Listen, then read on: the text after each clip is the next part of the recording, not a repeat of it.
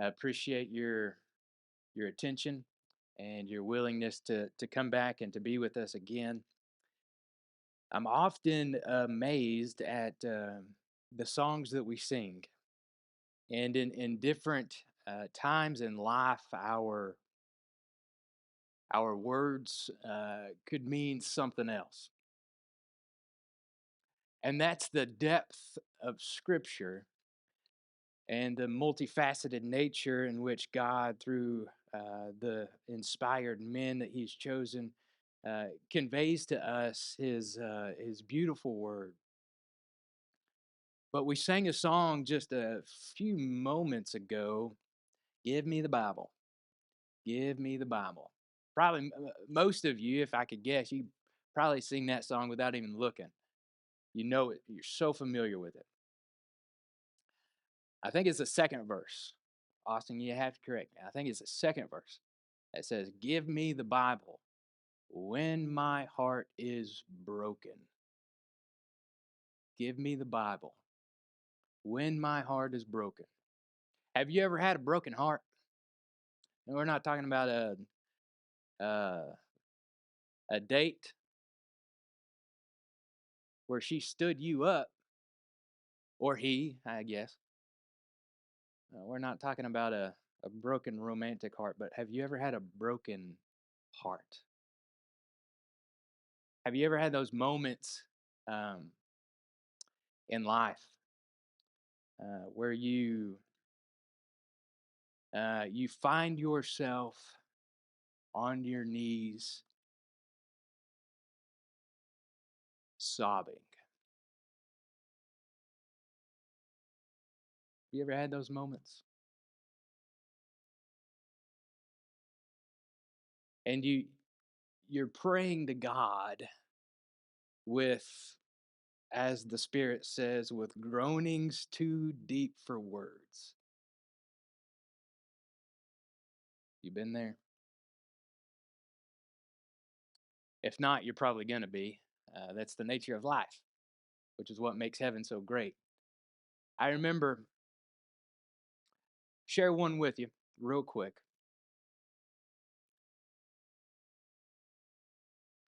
I remember my best friend. Well, I'm gonna start crying just talking about it.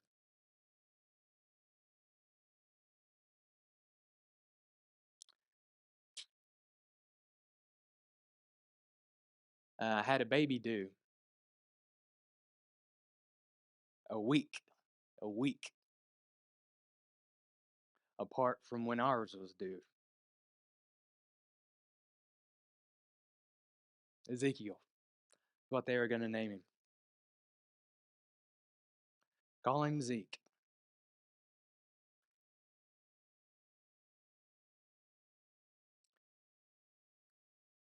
When his wife, Stephanie, was about 20 weeks along, and they lost uh, Zeke.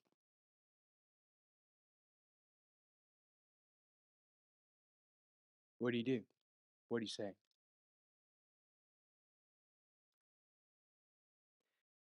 I'll tell you this. Um, my father did the funeral, which I would not want to do. And then he had, he's just mean, is what it is. My daddy's just mean to me.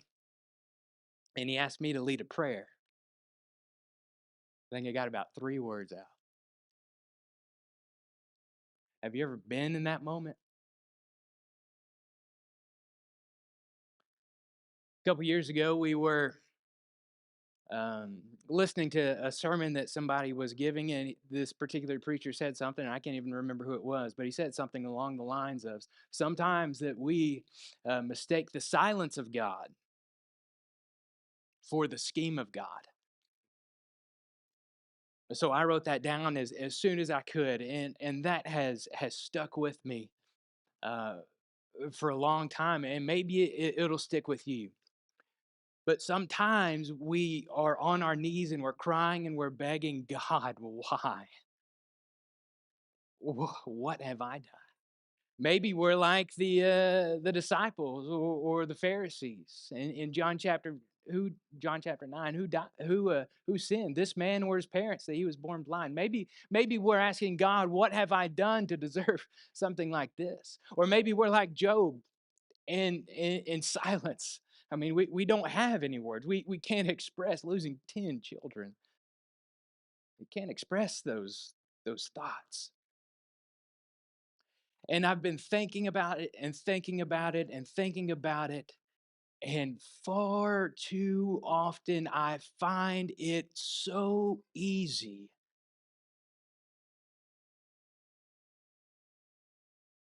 to ask God why and to not get an answer, or to not hear or to see or to read something that gives me comfort right away. And then retrospectively, I look back and I'm thinking, oh, It's, it was the plan all along. Have you been there? Thinking about this in scripture, and thinking about all the Bible characters that there are who experienced this same emotion where they are asking God, God, why? Why? Why me? Why now? What about this? How in the world are you claiming to be sovereign when this is going on? God, don't you see? Don't you love me? So tonight I wanted to bring to your attention three examples very quickly. And most of these examples you're probably very familiar with. But when we experience the silence of God, I want us to be reminded about the scheme of God. We're going to begin in First Kings.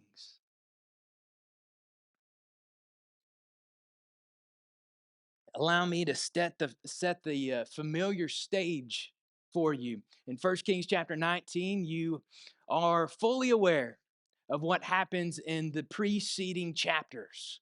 One of our favorite Bible stories, 450 men died. 450 prophets of Baal slaughtered because of their false idolatrous worship. Jezebel, King Ahab, and his queen Jezebel. Ahab goes and tells his wife, this is what Elijah has done, and explains everything to him. And now 450 prophets, fewer prophets are dead. And Jezebel swears, I'm going to kill him. I'm going to kill him. And you can imagine being chased and being threatened to an inch of your life. Now, granted, this is after, James tells us, 3.5 years of drought, right? You can imagine the emotion that Elijah is going through. I've done something amazing, God, and now you're going to allow me to die? I have defeated the prophets of Baal in the sight of all of Israel, and now this is what you're rewarding me with. Why, God? Why? So he escapes and he runs to the mountain after a couple of meals. And you remember what it says. God, in verse 11,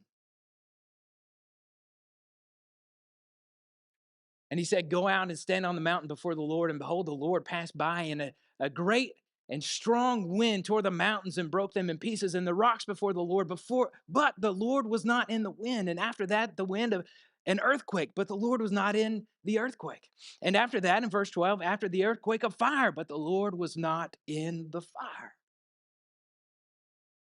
And after the fire, the sound of a low whisper. And when Elijah heard it, he wrapped his face in his cloak and went out and stood at the entrance of the cave.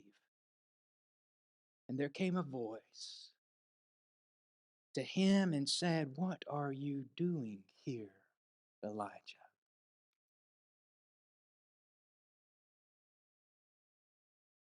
Rather than blaming God, when we experience those moments of silence, when we experience those moments on our knees with inexpressible groanings, we need to take the time to feel God.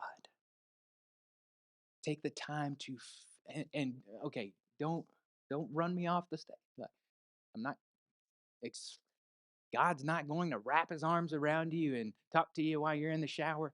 I'm just saying, look at what is going on here. The earthquake, the fire, the great mountain of which he's standing on, all these things, and this strong wind that is so strong that the rocks break in pieces, and God wasn't in any of them. And then there's this low whisper, and what does he do?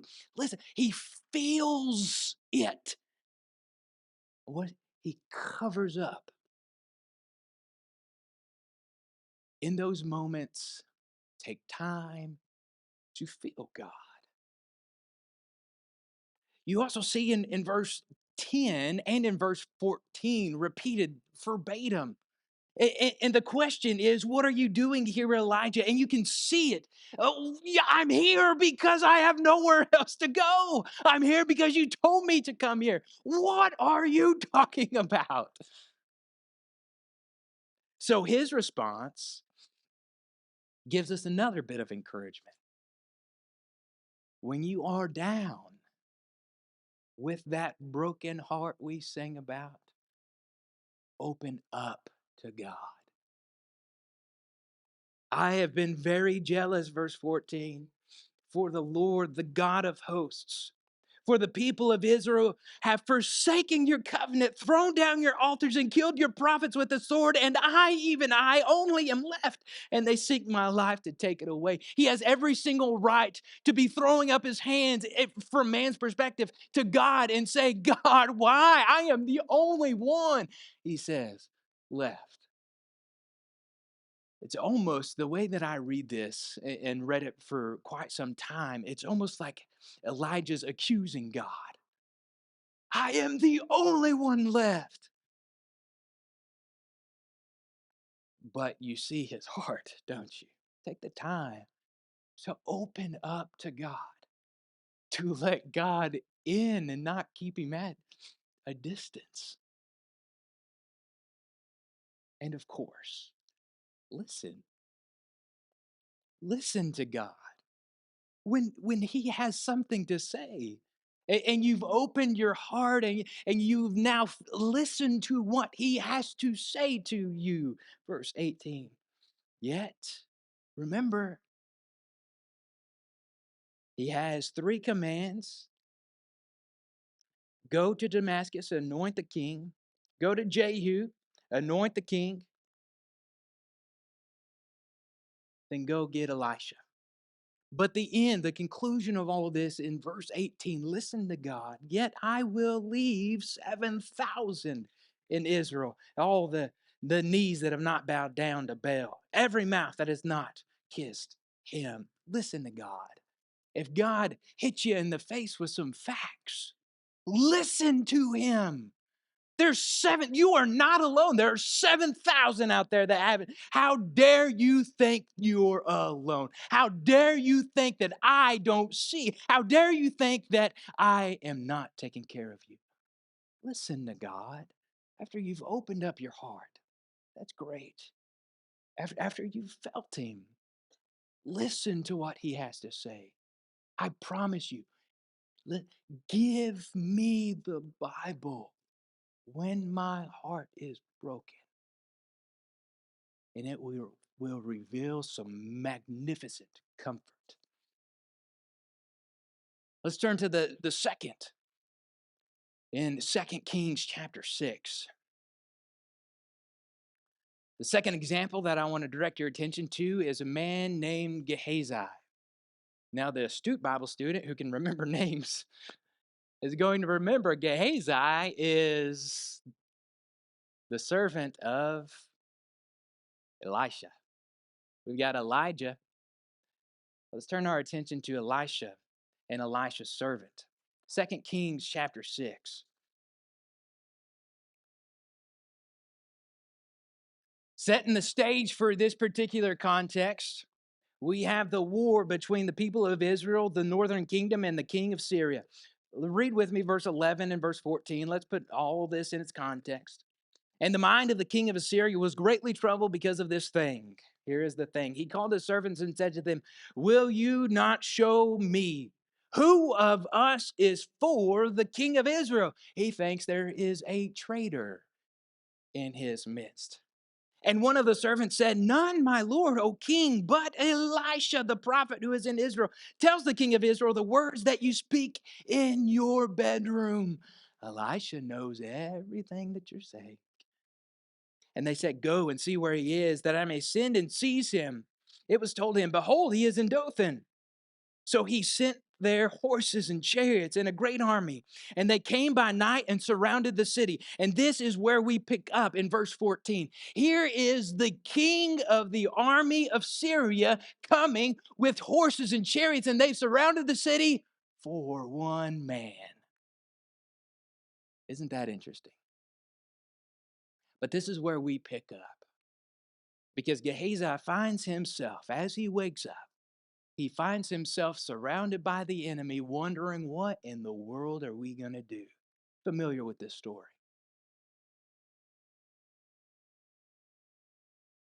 What you do when you're surrounded and outnumbered and there is nothing in this world that you can do. You pray. You talk to God. You turn to God. Look at this.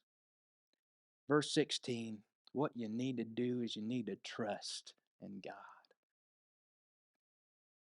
He said to Elisha says, do not be afraid, for those who are with us are more than those who are with them. We would do well every time we find ourselves on our knees when we are crying out to God, God, why? We would do well to remember that phrase. Those who are for us are more than those who are for them. And it's always been that way. It will always, for all time, be that way. But trust God. That's step number one. When you are on your knees and you're crying out to God, just trust that God is aware. Look at the next verse in verse 17. You need to see God, trust Him, but you need to see Him. You need to see Him as He is, see Him in reality. And sometimes that's a little bit more difficult and we muddle our eyes with the things of this world, but see Him as He is. Then Elisha prayed and said, oh Lord, please open his eyes that he may see. He needs to see. So the Lord opened his eyes, and the young man, and when he saw, and behold, the mountain was full of horses and chariots of fire all around Elisha. All right. It's one of my favorite stories in all of the Bible because he actually saw reality. I mean, this is it. Those who are for us are more than those who are for them. And guess what? Our chariots are chariots of fire. Don't worry. We need to open our eyes and see God, see God in reality. We get so focused and so bogged down on this world that we lose sight of eternity. We lose sight of reality. And then, of course, you trust God, you see God, and then you watch God work. When the Syrians came down against him, Elisha prayed to the Lord and said, first of all, this is all about eyes. This story is all about eyes. He opens the eyes of Gehazi that he may see. Those who are for us are more than those who are against him. And now look at what he does. He prays again to the Lord and said, please strike this people with blindness. Here's a great army. And you're telling me not a single soul in this army knows what's going on. So he struck them with blindness in accordance with the prayer of Elisha. And Elisha said to them, this is not the way, and this is not the city. Follow me, and I will bring you to the man of whom you seek. And he led them to Samaria. Samaria, at this particular junction in history, is the capital city of Israel. He leads them and marches them straight to the capital. As soon as they entered Samaria, Elisha said, O Lord, open the eyes of these men that they may see. So the Lord opened their eyes, and they saw, and behold, they were in the midst of Samaria. Uh-oh. But this, it comes, right? It comes on the fringe of questioning and wondering, God, why? How? How could you allow something so bad as this? This army surrounding them. And then their eyes are open. Trust God, see God, and watch God work. He'll do it. You just got to sit back and watch. Turn your attention to the third one in the book of Habakkuk. This one is my favorite because I believe it is so relatable to today. Habakkuk chapter 1.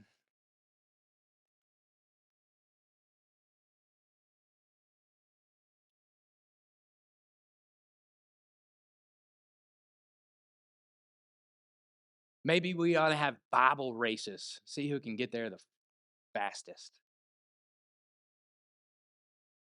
Might be a little embarrassing. Habakkuk.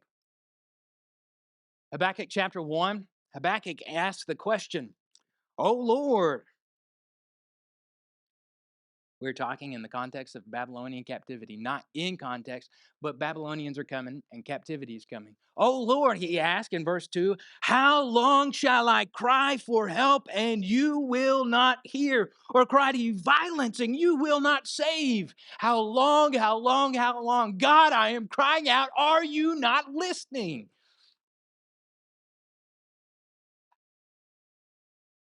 And then the response, which is where we get our applications. When we find ourselves on our knees, when we find ourselves with that broken heart, what it does for us is that it increases our faith. Time and time and time again, you will get bitter at God or you will get better with God. The decision's yours. Look among the nations, his response is in verse 5. God says, "Look among the nations and see, wonder and be astounded, for I am doing a work in your days that you would not believe if told." I can't even explain it to you because it's so wonderful. It increases our faith.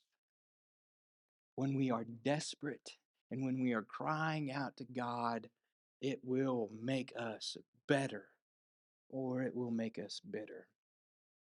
But it also, in those moments, it increases our vision in what we see and how we see it. And that's what you see in verse 6 is the increase of vision that God opens his eyes and he says, "For behold, I'm raising up the Chaldeans, that bitter and hasty nation who march through the breadth of the earth to seize dwellings not their own. Behold, I am in control of the Chaldeans." Sometimes we forget that God is in control. I am raising up the Chaldeans. What they are doing, I am allowing them to do. Sometimes we are on our knees and we're begging God and we're asking God, similar to Habakkuk, "God, how long?" Because we're there, because we have lost sight of God. We've lost sight of his omniscience. We've lost sight of his omnipotence. And we've lost sight of his omnibenevolence. He is good all the time. I am raising up that Chaldean, that bitter and hasty nation who marched through the breadth of the earth to seize dwellings not their own. Here's a fascinating thing about God is that God can use evil people. You don't have to be good in order to be useful to God. Just ask Pharaoh. Just ask the Chaldeans. It increases our vision in those moments of dire distress. It increases our vision. But as you keep reading and read with me 7 through 11, it will increase our dependence. When we are on our knees crying out to God, "God, how long?" It increases our dependence on God. You get what I mean here in verse 7 through 11. They are dreaded, as he describes the Chaldeans. They are dreaded and fearsome. Their justice and dignity go forth from themselves. Their horses are swifter than leopards, more fierce than the evening wolves. Their horsemen press proudly on. Their horsemen come from afar. They fly like an eagle, swift to devour. They all come for violence, all their faces forward. They gather captives like sand. At kings they scoff, at rulers they laugh at every fortress, for they pile up earth and take it. Then they sweep by like the wind and go on. Guilty men whose own might is their God. Listen, I'm reading verses 6 through 7, and I am in total awe of God. Because God, He says, I am raising up this hasty, bitter nation, the bad people, to do my bidding. Do you not think that it was the plan of God? As we read before communion, have we forgotten that God uses bad people and bad situations for His glory over and over and over again? I'm reading verses 6 through 11, and I see beyond a shadow of a doubt that I am not capable. Like, I can't take on the Chaldeans, but I know who can, and He is my God. It increases our dependence on God because we need it. We desperately need Him. Give me the Bible when my life is broken.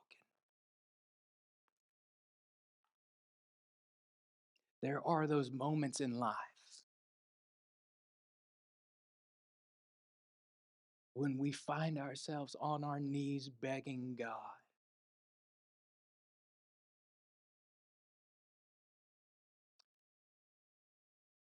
I got 3 words out in that prayer I was telling you about.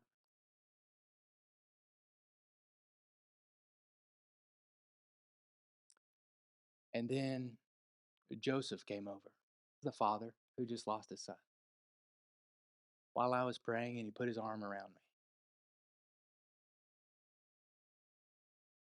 And he said, it's going to be okay. You see, I had mistaken the silence of God for the scheme of God. It's going to be okay. When we have the faith necessary to make us better, it will all be okay. If not in this life, then certainly in the next.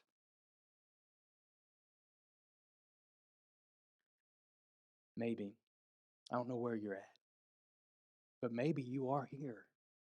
Maybe you're in the valley and you need God. Maybe you've been crying out to God, God, how long? Maybe you've been crying out for years. He wants you. He's ready for you. Or maybe you're one of those people that we have been crying out to you. How long will you put off the Lord's invitation?